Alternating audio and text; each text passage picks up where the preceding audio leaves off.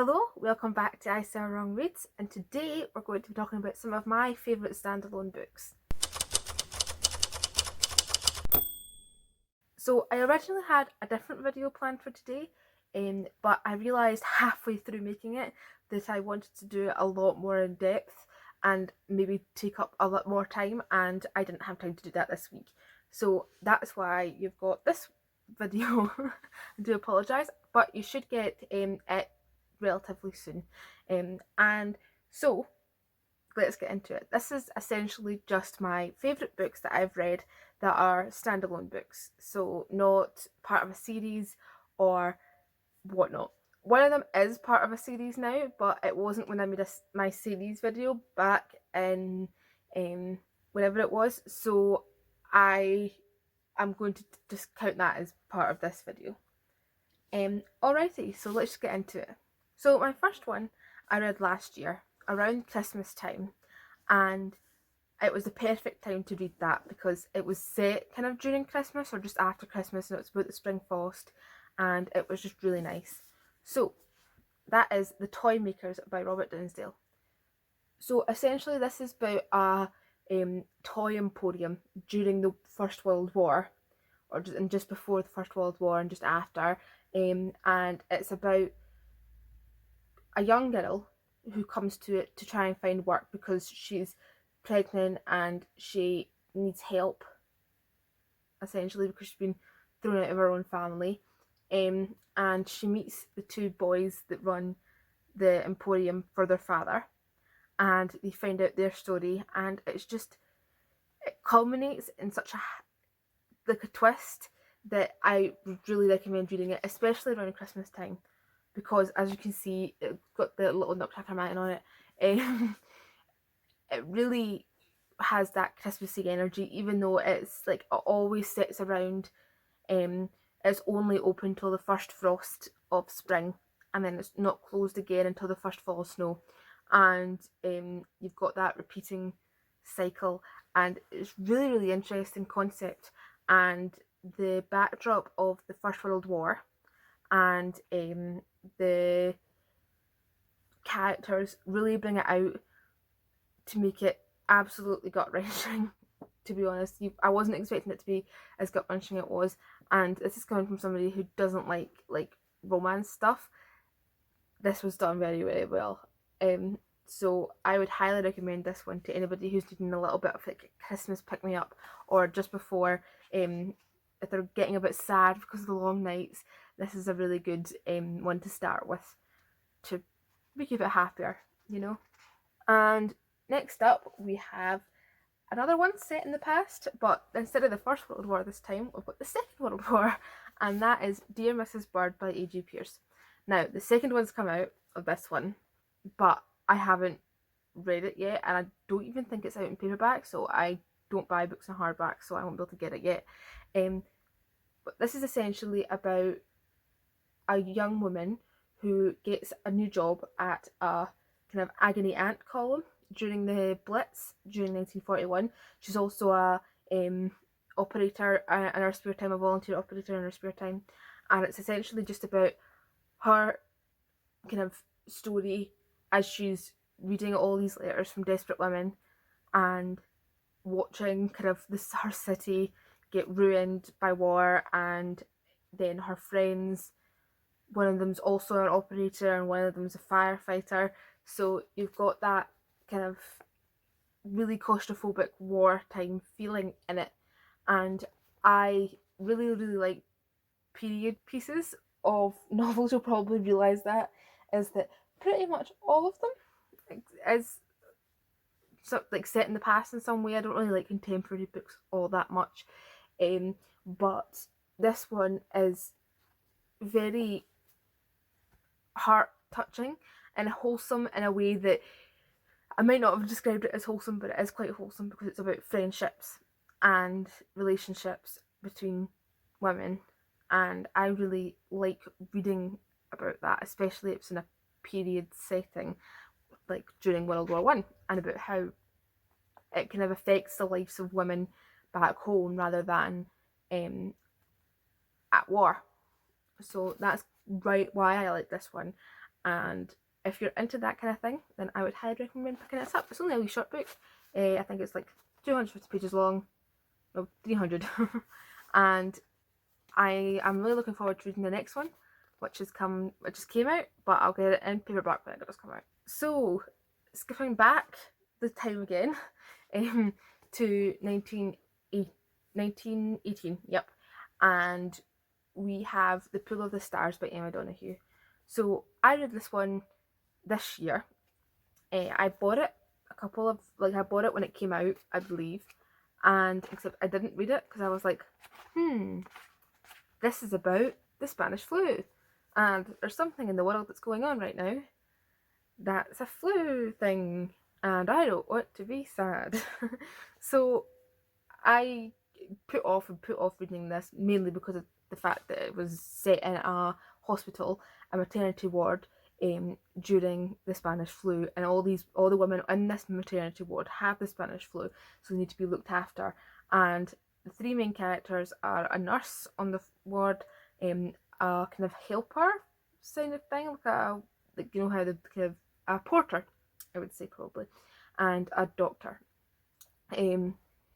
And these three women kind of lives intersect while they're experiencing the Spanish flu from the view of a maternity ward, and it takes place over 3-4 days, I think.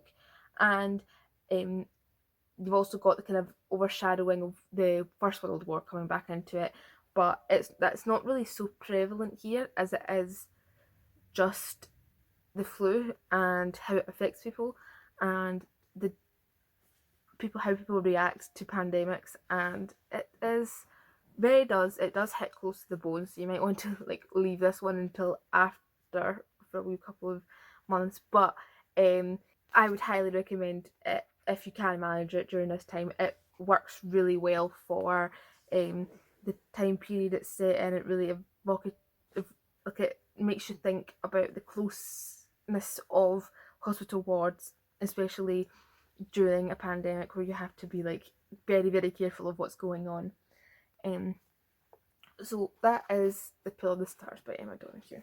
Next up is a book which might not be just as widely known as some of the other ones that I talked about today, and that is The Gloaming by Kirsty Logan.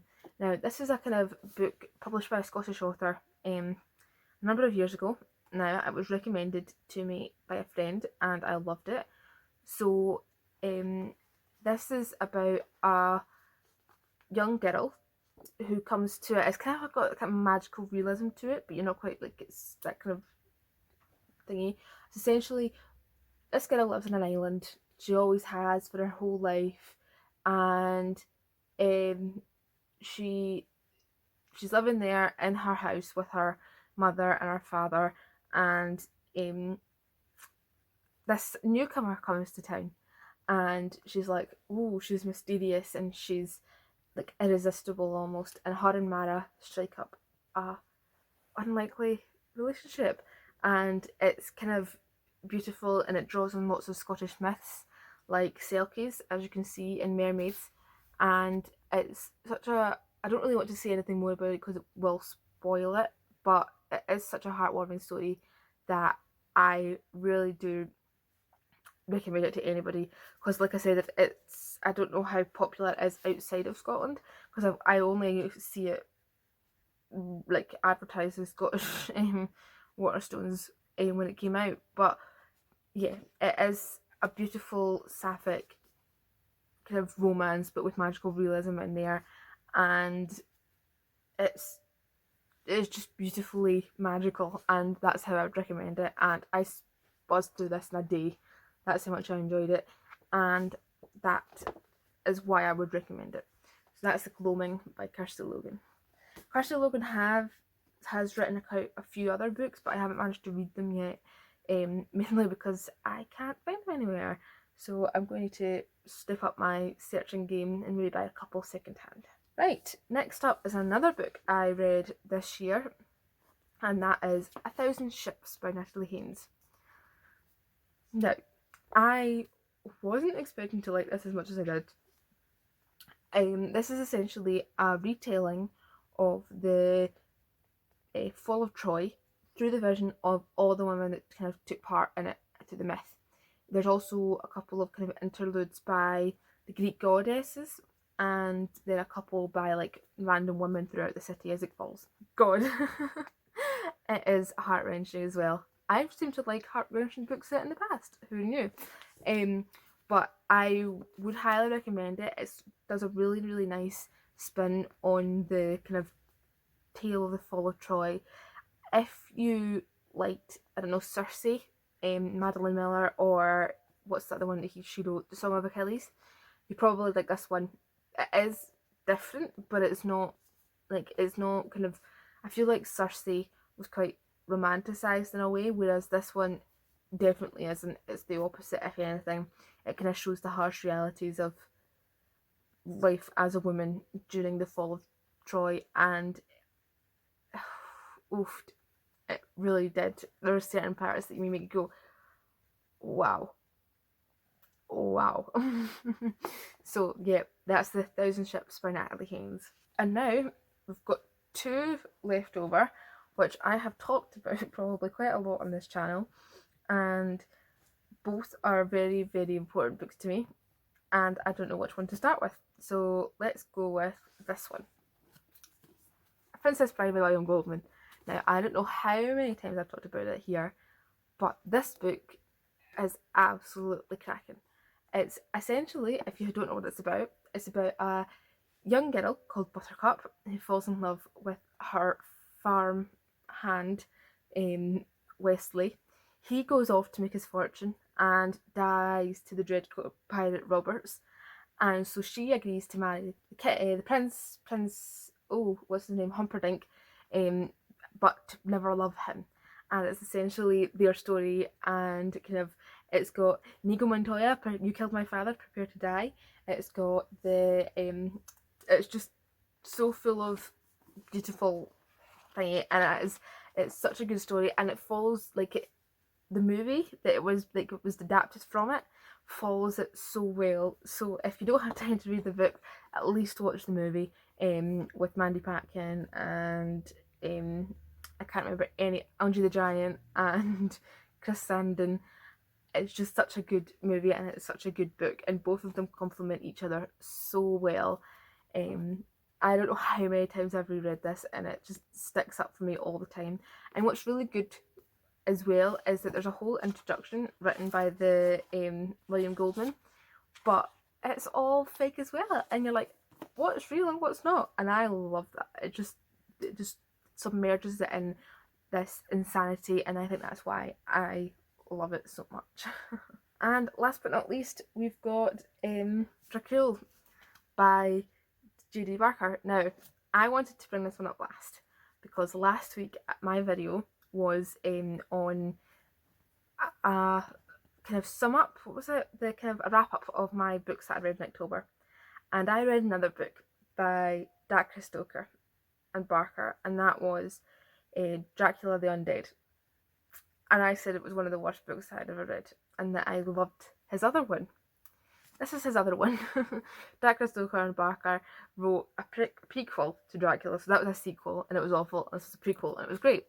And it's essentially set in 1868 when Bram Stoker's about 18 years old, and it's essentially how he kind of comes into contact with vampires and how he first hears of the Dracula myth and kind of what happens to him. I don't want to spoil any of it, but I'll read you the back of it if you want. So it's in 1868, 21-year-old Bram Stoker has barricaded himself into the tower of long abandoned abbey. He's armed with mirrors and crucifixes, holy water, some white roses, a notebook and a gun. His only solace is a bottle of brandy. His fervent prayer is that he will survive the night. Time is short. Determined to leave a record of what he has witnessed, the young man begins to write, and he tells the tale of the extraordinary thing. For the other side of the door waits an ungodly nightmare that he had hoped had ended the night before.